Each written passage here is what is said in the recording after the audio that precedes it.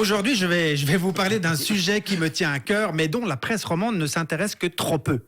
En effet, cette semaine, une lutte sanglante a commencé entre des abeilles et des souris. Vous voyez de quoi je parle ? Je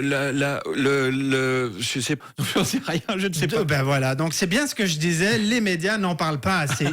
Ici, c'est pourtant bien un sujet roman, vu que le Hockey Club La Chaux-de-Fonds est en train d'affronter ces jours celui de Holton pour le titre de champion suisse de Swiss League. Les abeilles contre les souris. Ça, c'est une affiche qui en jette. Oui, bon, je vous l'accorde, ça fait plus conte de Grimm que blockbuster.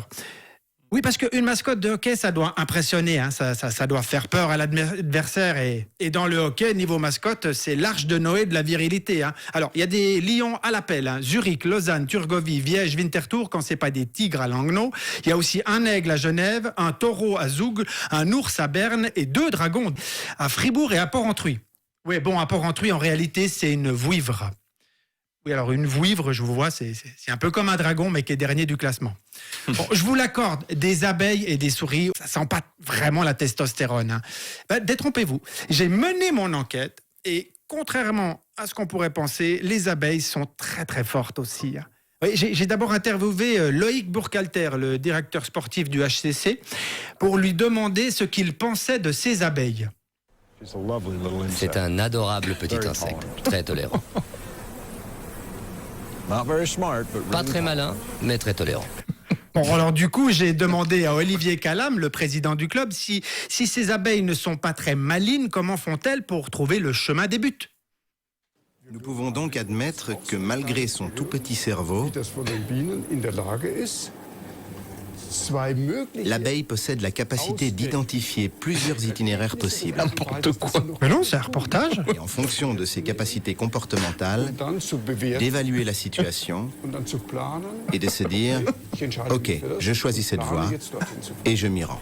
C'est du journalisme, monsieur. Donc j'ai ensuite demandé à Martin Matt, entraîneur du HCC, comment il entraîne ces abeilles.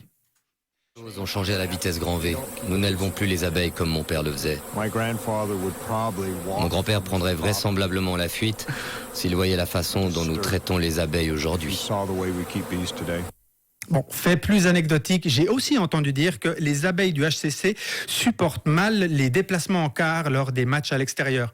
J'ai donc demandé à Fifi, le chauffeur du bus, quelle en était la raison. Sur la route, les abeilles, elles peuvent pas sortir de leur ruche pour aller aux toilettes.